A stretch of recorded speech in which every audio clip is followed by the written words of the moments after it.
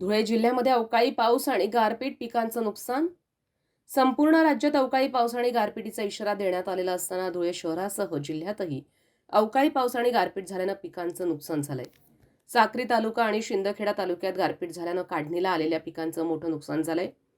तर दुसरीकडे परिसरात पावसाच्या हलक्या सरी बरसल्या असून वादळी वाऱ्यामुळे हातातोंडाशी आलेलं पीक आडवं पडलंय. अवकाळी पाऊस आणि गारपिटीमुळे वातावरणात बदल झाला असून यामुळे पिकांवर विविध रोगांचा प्रादुर्भाव वाढण्याची भीती शेतकऱ्यांमधून व्यक्त होतीये. संविधान न्यूज, धुळे. परखेड्याचे शेतकरी मी राजेंद्र बाबुराव चौधरी. तरी धुळे तालुक्यात, साक्री तालुक्यात, धुळे तालुक्यात जे रात्री पावसाने धुमाकूळ घातला, वादळ वाऱ्याने जे नुकसान झालेलं आहे शेतकऱ्यांचं, ज्वारी, गहू, कांदे वगैरे काढणी चालू होती लोकांची, तर भरपूर नुकसान झालेलं आहे शेतकऱ्यांचं. तरी सरकारने तात्काळ मदत करावी ही माझी नम्र विनंती आहे.